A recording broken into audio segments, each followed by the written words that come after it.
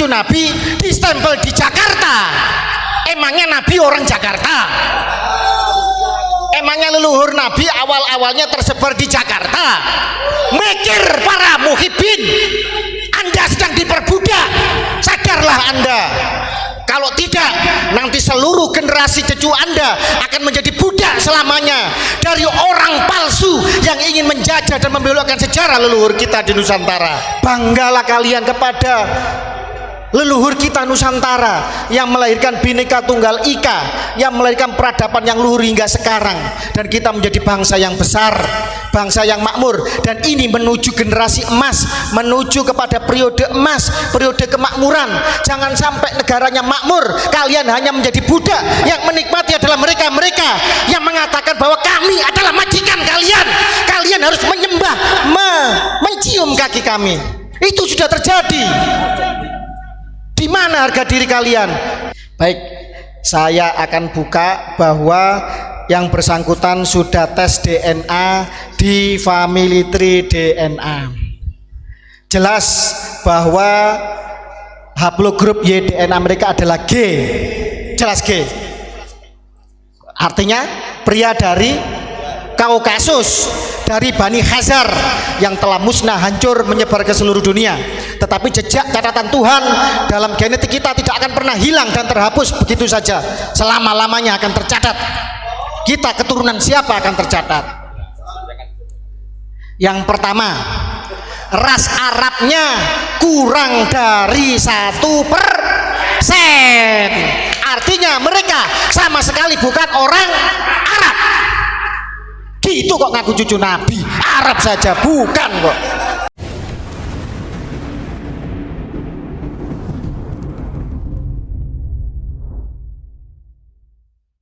Assalamualaikum warahmatullahi wabarakatuh.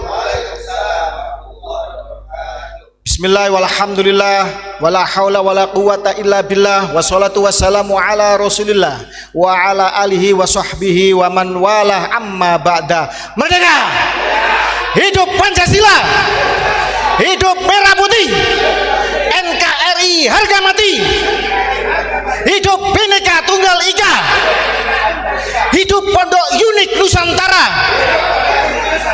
Panjang umur untuk Mama Hufron dan seluruh warga Pondok Keluarga Besar Unik Nusantara. Allahumma amin. Allahumma sholli ala Muhammad. Saudara-saudara sebangsa dan setanah air, sungguh berbahagia. Hampir setahun lamanya saya akhirnya bisa sowan silaturahmi, sembah sungkem kepada seluruh warga Unik, Pondok Unik Nusantara, terutama kepada yang mulia Abuya Mama Hufron.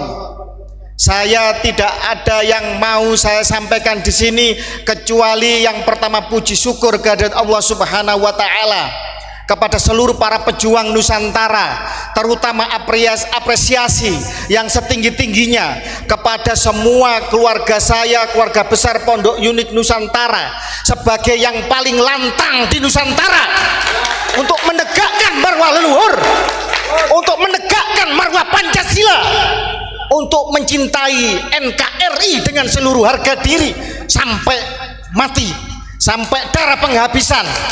Kepada saudara saya KRT Ilyas Wirodipuro, kepada saudara saya Gus Ubat, kepada saudara Ustadz Imron dan yang lain sebagainya yang tidak bisa saya sebutkan satu persatu. Semua orator-orator, ustadz-ustadz, kiai-kiai dari Pondok Unik memberikan contoh nyata bagaimana pribumi Nusantara harus bersikap, harus menegakkan harga dirinya, menegakkan marwah leluhurnya, mentauladani semangat perjuangan leluhur, menegakkan semua ajaran suci leluhur, ajaran mulia dari leluhur di bumi Nusantara selama-lamanya. Allahumma sholli ala Muhammad. Saudara sekalian, bagi kita semua sebenarnya polemik nasabah Alwi ini sudah menang telak. Tidak ada satupun narasi dari mereka kecuali penyesatan dan framing jahat yang mereka lakukan. Betul? Tidak ada bantahan ilmiah apapun yang bisa mereka lakukan. Tidak ada bukti kitab sejaman yang bisa mereka hadirkan hingga detik ini untuk membuktikan bahwa keabsahan perpisahan nasab mereka adalah benar adanya. Mereka juga takut dengan segala alasan untuk melakukan tes DNA sebagai sebuah kajian yang diakui oleh seluruh dunia. Bahkan Muktamar Nahdlatul Ulama ketika di Boyolali bisa memberikan fatwa bahwa tes DNA bisa membatalkan ilhaq nasab. Tetapi anehnya justru ada dari oknum PBNU yang justru memframing bahwa tes DNA adalah tidak presisi dan lain sebagainya. Walaupun mental budak itu jangan keterlaluan.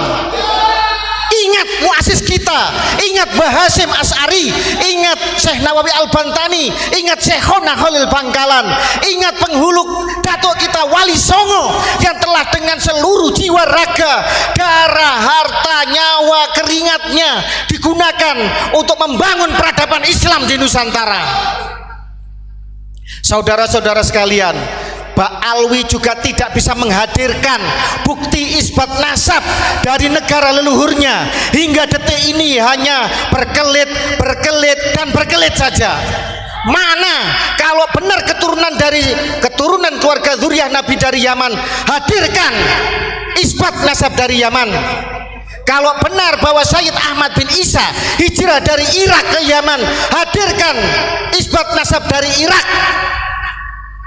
Jangan ngaku cucu Nabi distempel di Jakarta. Emangnya Nabi orang Jakarta? Emangnya leluhur Nabi awal-awalnya tersebar di Jakarta? Mikir para muhibbin, Anda sedang diperbudak. Sadarlah Anda.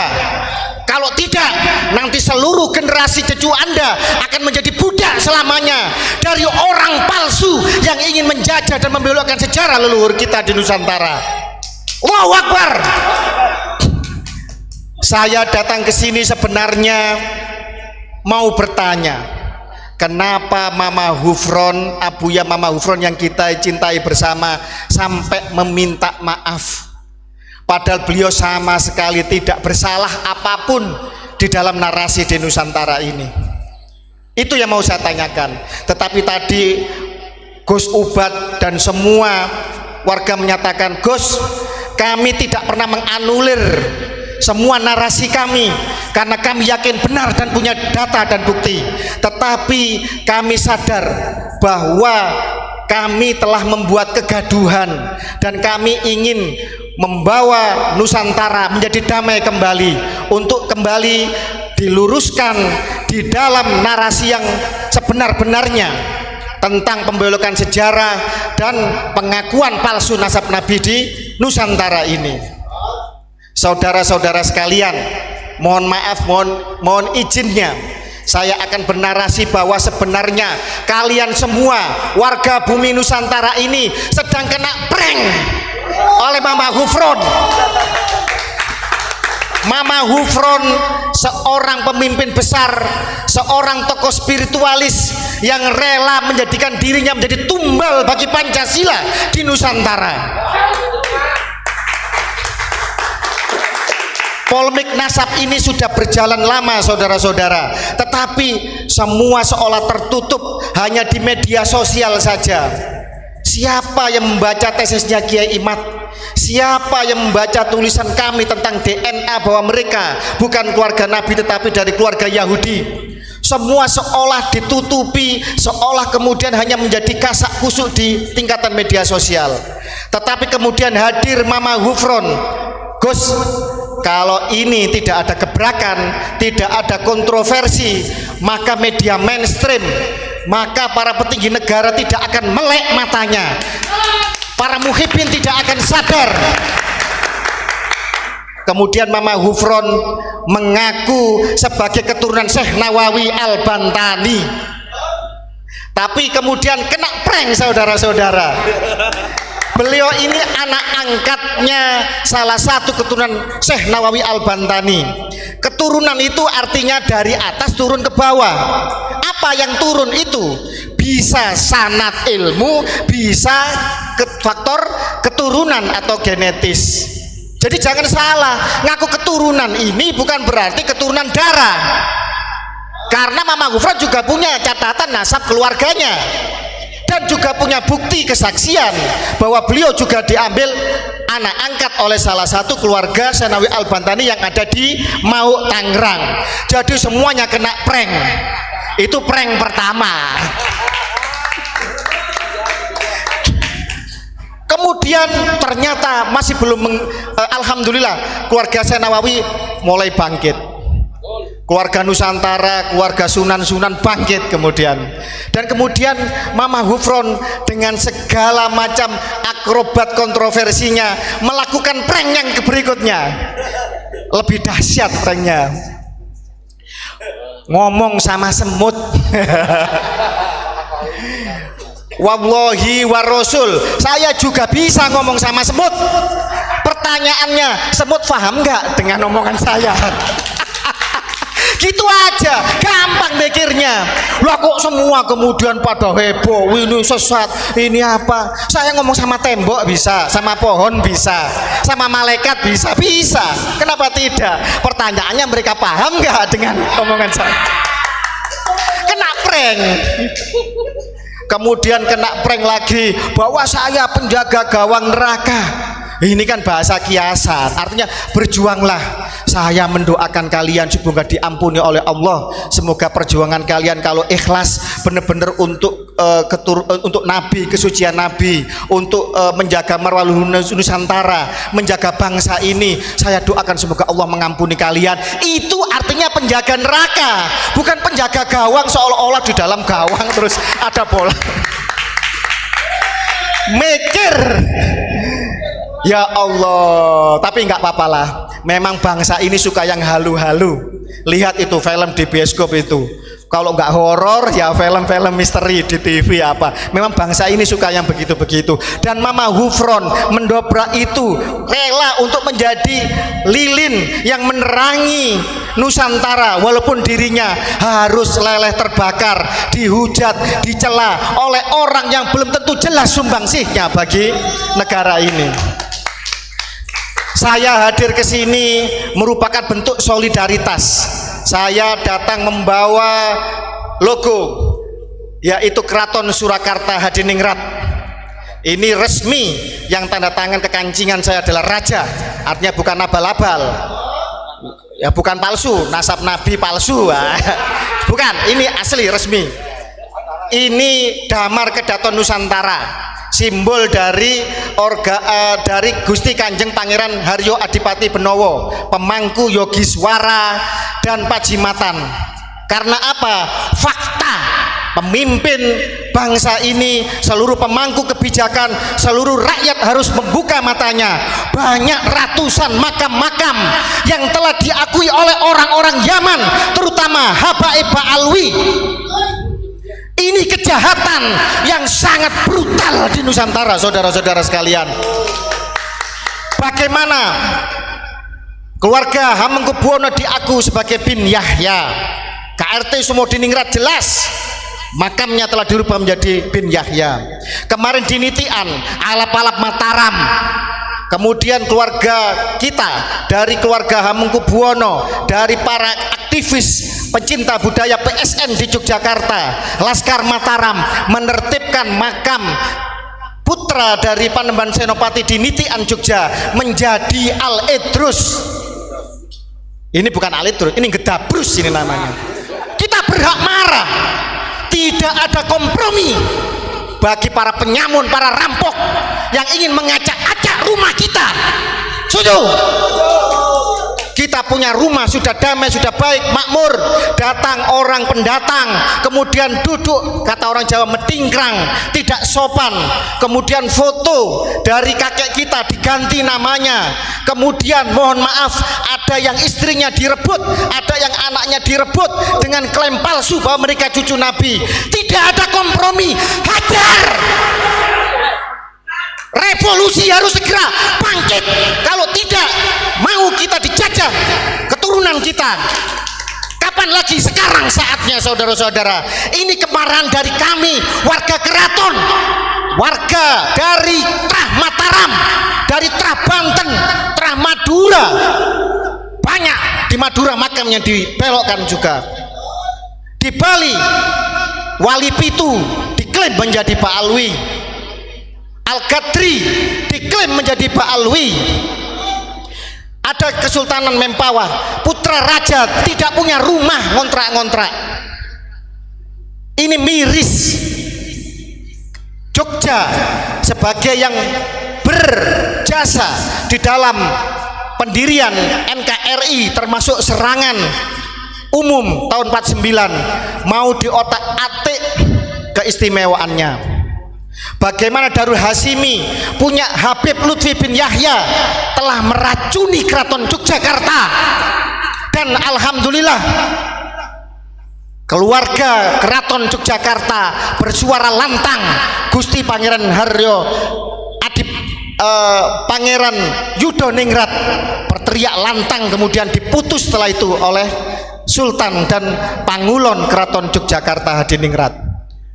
Semoga seluruh keraton Nusantara sadar bahwa leluhurnya sedang ingin diperkosa, sejarahnya ingin dibelokkan, dan saya sebagai warga Brangwetan, bagian dari Keraton Surakarta Hadiningrat, walaupun saya terah Jogja, tetapi karena saya tinggal di wilayah Keraton Surakarta Hadiningrat, dan Mama Hufron adalah kasepuhan, adalah pembina di dalam Hondrowino Nusantara Kusumo Hondrowino, organisasi resmi dari Keraton Surakarta.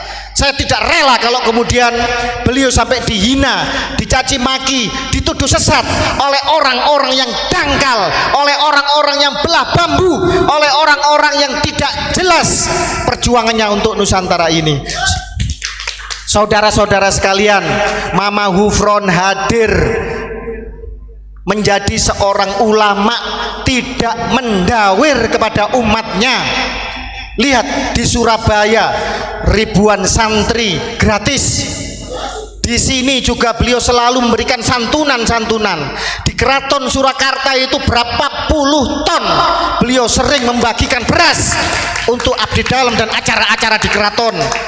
Beliau juga membagikan beras di seluruh Nusantara, bahkan di beberapa keluarga kasepuhan Sohibul Makbaro, di ulama-ulama Nusantara banyak yang beliau santuni tanpa koar-koar. Ini menjadi miris ketika kemudian seseorang yang demikian banyak jasanya, banyak perjuangannya, hanya karena membuat kontroversi kemudian dituding sesat. MUI jangan memandang sebelah mata. MUI jangan hanya tanggap ketika Ajinomoto dianggap haram, kemudian setelah itu audensi kemudian menjadi halal. MUI jangan menutup mata dengan banyaknya pembelokan sejarah, makam-makam yang telah dibelokkan menjadi orang Yaman yang sebenarnya baru datang, pupuk bawang di Nusantara, mau mengacak-acak Islam di Nusantara. MUI jangan diam saja ketika di dalam kitab manakib mereka yang resmi, datuk mereka mengklaim Mi'raj 70 kali dalam semalam. Ini menodai, ini jelas-jelas melecehkan, merendahkan Nabi besar kita Muhammad SAW. MUI jangan diam saja ketika mereka membuat cerita-cerita halu, membelokkan kisah para wali-wali. Keluarga Wali Songo dibelokkan menjadi Yamani, padahal isbat nasab kita, tes DNA kita jelas tidak ada urusannya dengan Yaman. Rukun iman ada 7, tidak perlu haji, cukup ketarim. Ini lucu, Nusantara penuh dengan kejayaan, masa dibandingkan dengan sebuah kota yang gersang, yang tidak ada jejak peradaban sejarahnya dalam dunia Islam. Mohon maaf, banyak literatur mengatakan bahwa Hadramut dan Tarim yang mereka bangga-banggakan bukan bagian dari Yaman di masa Nabi. Yang dimaksud Yaman adalah Yaman Utara di masa Nabi. Sebagaimana ketika Quran menyebut Rum, itu adalah Romawi Timur, Bizantium yang beribu kota di Konstantinopel, bukan Romawi Barat yang telah runtuh 1 abad sebelum Nabi dilahirkan yang beribu kota di Roma. Sekarang karena penjajahan, karena pembelok, karena faktor geopolitik, kemudian akhirnya Hadramut dan sekitarnya menjadi Yaman Selatan. Padahal dulu di zaman Nabi mereka bukan Yaman. Hadramut ya Hadramut, Yaman ya Yaman. Ini penyesatan model seperti ini sebenarnya sudah saya kupas tuntas dalam banyak tulisan saya, saudara-saudara sekalian. Jadi MUI sekali lagi jangan belah bambu, jangan pilih kasih, jangan tebang pilih. Kalau Mama Hufron yang bicara dengan semut dianggap sesat, bagaimana yang mi'raj 70 kali dalam semalam?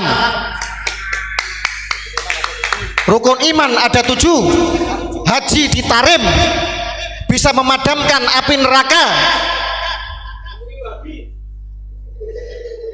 Ini narasi yang jahat, doktrin perbudakan spiritual yang mengakibatkan kapitalisme agama dan korbannya adalah warga bangsa pribumi Nusantara.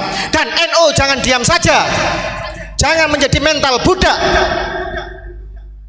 NU dengan seluruh muasisnya adalah para pejuang, para pemimpin besar, seorang yang alim tadi sudah dikupas bahwa NU lah yang menyelamatkan Ba'alwi dari deportasi, karena jelas mereka tidak ada jejaknya pada tanggal 28 Oktober 1928 Sumpah Pemuda, tidak ada jejak mereka di dalam 10 November 1945 Hari Pahlawan, di dalam Hari Santri Resolusi Jihad juga tidak ada, di dalam BPUPKI, PPKI Persiapan Kemerdekaan Indonesia tidak ada, di dalam revolusi menghadapi penjajah Belanda agresi militer pertama kedua juga tidak ada. Tiba-tiba sekarang merah putih dari mereka, hari kemerdekaan dari mereka, lagu kebangsaan dari mereka, kadzabul akbar, saudara-saudara sekalian. Dan ini jangan diam saja, para sejarawan juga sudah mengupas ini. Jangan karena tersandera oleh kepentingan politik, jangan karena punya besan, punya guru dari kalangan mereka kemudian diam saja. Masalah nasab, klaim sebagai cucu Nabi tidak ada urusannya dengan ilmu dan makom. Yang berguru kepada Ba'alwi boleh, boleh. Berguru pada siapa saja boleh, sampai ke negeri Cina kalau perlu. Tetapi urusan kesucian nasab Nabi tidak ada kompromi, tidak ada kata seinci pun kita mundur, dan harus mau dibelokkan dengan frame sesat, dengan pembelokan yang tidak jelas. Kitab nasab zaman tidak ada, zong. Tes DNA gagal total. Apa perlu kita ungkap hasil tes DNA mereka? Kita membiayai kok mereka. Banyak Ba'alwi baik yang sebenarnya sadar, yang sebenarnya ingin integrasi menjadi bagian integral tak terpisahkan dari kebinekaan kita.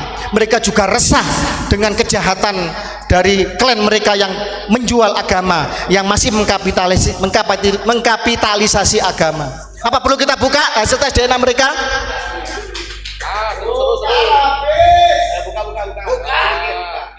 Yang ketiga, mana isbat mereka dari Yaman dan dari Irak? Zong, nihil, saudara-saudara. Stempel mereka hanya dari Jakarta. Dan ini kebodohan, kelucuan yang menggelikan. Lah kok masih banyak yang percaya? Ayo pribumi bangkit, kalian keturunan dari sebuah bangsa yang besar, yang jejak peradabannya jelas. Agama Hindu bukan dari Nusantara, tetapi bangunan ornamen Hindu terbesar ada di Nusantara. Agama Buddha bukan dari Nusantara, tetapi ornamen Buddha terbesar dari Nusantara. Islam bukan lahir di Nusantara, tetapi Islam tumbuh subur berkembang mayoritas memiliki ornamen kebudayaan bangunan masjid terbesar di dunia. Piramid yang patahnya bangunan paling tua, paling megah, paling mengagumkan di Nusantara ada piramid Gunung Padang yang usianya menurut ilmu arkeologi 3 kali lebih tua dari piramid di Mesir, di Gunung Padang. Banggalah kalian kepada leluhur kita Nusantara yang melahirkan Bhinneka Tunggal Ika, yang melahirkan peradaban yang luhur hingga sekarang, dan kita menjadi bangsa yang besar, bangsa yang makmur, dan ini menuju generasi emas, menuju kepada periode emas, periode kemakmuran. Jangan sampai negaranya makmur, kalian hanya menjadi budak. Yang menikmati adalah mereka-mereka yang mengatakan bahwa kami adalah majikan kalian, kalian harus menyembah, mencium kaki kami. Itu sudah terjadi. Di mana harga diri kalian? Inlander, Honden and the Inlander, Verboden, luar biasa itu. Sampai tadi mengatakan hal Solo, mereka tidak saja membelokkan sejarah, mereka mau mengkooptasi Nusantara seolah Nusantara bagian dari Tarim, bagian dari Hadramut. Mereka menggunakan hall-hall tiap kota. Seorang Habib di Solo menjadi hall Solo, di Gresik hall Gresik, di Gresik itu ada Sunan Gresik, Syekh Sayyid Maulana Malik Ibrahim. Kok berani-beraninya mereka mengklaim hall Gresik?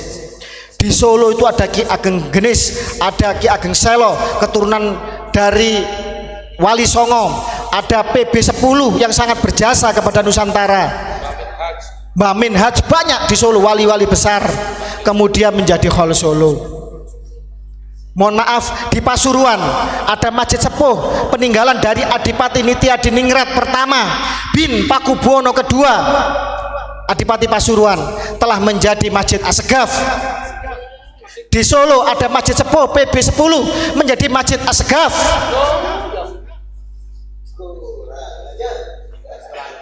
Ini nanti kalau ketua dewan, wakil ketua dewan, bupati, wali kota, legislatif kita hingga presiden dikuasai oleh mereka. Tinggal merubah ideologi bangsa, tinggal mengadakan referendum, mengadakan pemungutan suara. Panglima TNI, Kapolri semua dikuasai oleh mereka. Jadi apa? Jadi apa kita ini? Ayo, mari kita terbuka mata kita.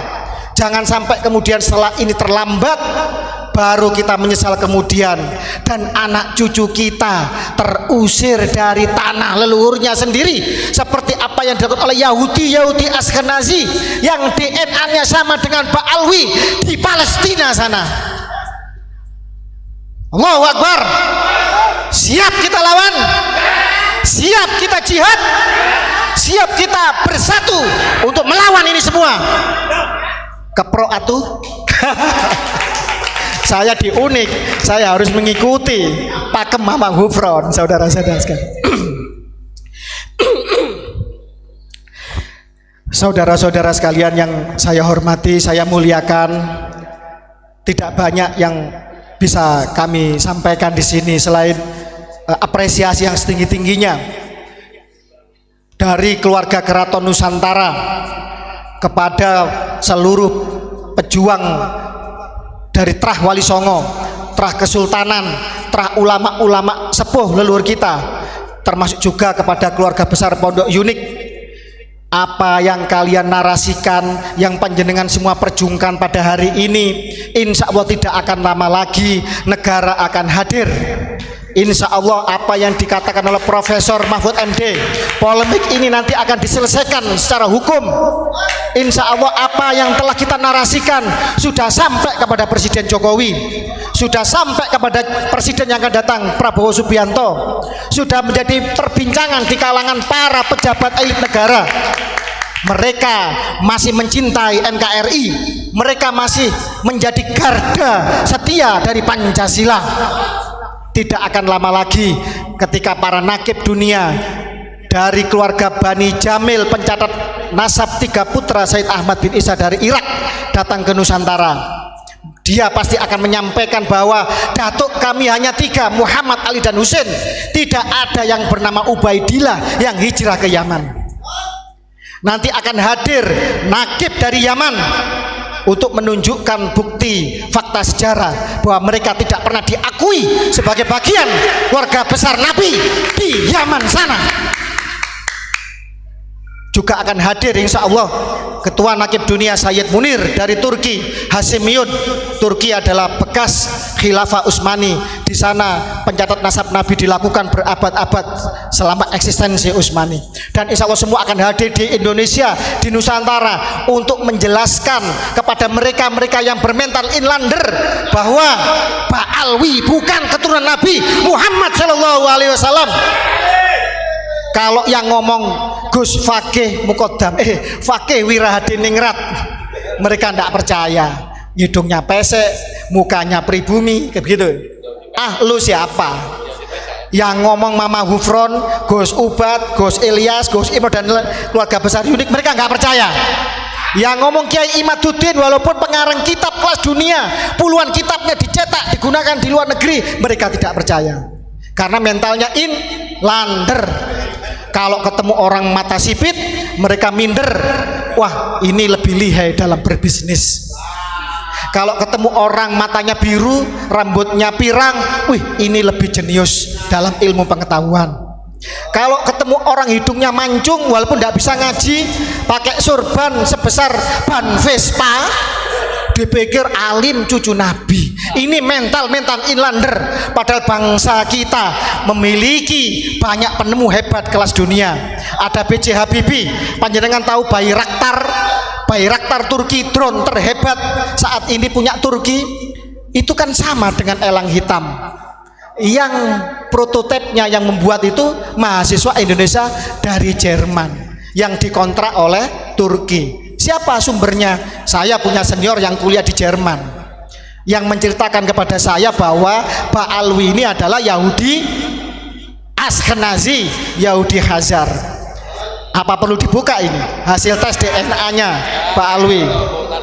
Mohon maaf, saya tidak akan mengatakan nama karena kita harus menghargai privasi, dan saya menghargai saudara saya tersebut dari Pak Alwi yang telah mau untuk tes DNA. Baik, saya akan buka bahwa yang bersangkutan sudah tes DNA di Family Tree DNA. Jelas bahwa haplogrup Y DNA mereka adalah G. Jelas G. Artinya pria dari Kaukasus, dari Bani Khazar yang telah musnah, hancur, menyebar ke seluruh dunia. Tetapi jejak catatan Tuhan dalam genetik kita tidak akan pernah hilang dan terhapus begitu saja. Selama-lamanya akan tercatat. Kita keturunan siapa akan tercatat. Yang pertama, ras Arabnya kurang dari 1%. Artinya mereka sama sekali bukan orang Arab. Gitu kok ngaku cucu Nabi, Arab saja bukan kok.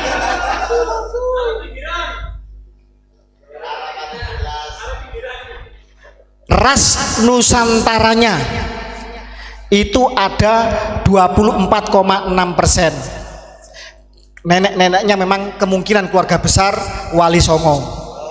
Makanya masih ada kebajikan di dalam dirinya, masih ada kerendahan hati dan ingin berintegrasi dengan semua suku di Nusantara. Aplaus untuk dia. Monggo, Allahu Akbar. Kita doakan yang bersangkutan panjang umur dan menjadi contoh bagi Pak Alwi yang lain untuk kembali ke dalam pangkuan Nusantara kita. Kemudian ras Indochina. Indochina itu Laos, Vietnam, Kamboja, artinya campa lah gitu. Itu ada 8,6%. Kemungkinan mutasi genetik keluarga Wali Songo kan dari sini. Oke. Kemudian Myanmar, loh kok aneh, kok Myanmar khusus, kok bukan bagian dari Asia Tenggara? Tenang dulu, Myanmar ini adalah dimaksud adalah Rohingya. Rohingya ini saudara-saudara pelarian dari bangsa Khazar ketika dihancurkan oleh Kievan Rus, dihancurkan oleh Mongol. Mereka tercerai-berai ke seluruh dunia, mereka menyusup ke segala bangsa, mereka menyusup ke segala agama. Salah satunya adalah berpindah migrasi ke India. Di zaman Syekh Jalaluddin Akbar, mereka membuat kisruh di India, kemudian diusir ke India Timur yang sekarang menjadi Bangladesh, yang waktu itu masih negeri entah berantah. Kemudian mereka ngisru lagi, kemudian akhirnya mereka dimusuhi, dan oleh Inggris mereka kemudian dibawa migrasi ke Myanmar. Saudara-saudara sekalian, di Myanmar itu ada 3 suku yang beragama Islam selain Rohingya. Tetapi kenapa hanya Rohingya yang dianggap sebagai ekstremis? Karena mereka ngisru, karena mereka ingin memberontak, karena mereka ingin memisahkan diri, ingin mengkapling wilayah, mengklaim sejarah di dalam Myanmar kita. Makanya kemudian mereka diperangi. Itu masih baik pemerintah Myanmar. Dengan kerjasama PBB mereka dibuatkan sebuah pemukiman di sebuah pulau dengan fasilitas yang luar biasa. Tetapi dasar ras jahat mereka tidak nyaman kalau kemudian hidupnya baik-baik saja. Mereka kemudian dengan segala macam rekayasa hijrah ke Malaysia, ke Aceh, dan tahu sendiri apa yang mereka lakukan. Jejak digital bisa dilihat. Mereka kalau dimakan sedikit dibuang, mereka ngomel kalau makannya tidak enak. Bahkan kemudian di tahun baru kemarin di Kuala Lumpur, ratusan ribu orang Rohingya membuat sampah, mereka ngisru di Malaysia. Dan sekarang menjadi persoalan serius, menjadi perbincangan. Orang Malaysia bingung bagaimana cara mengusirnya.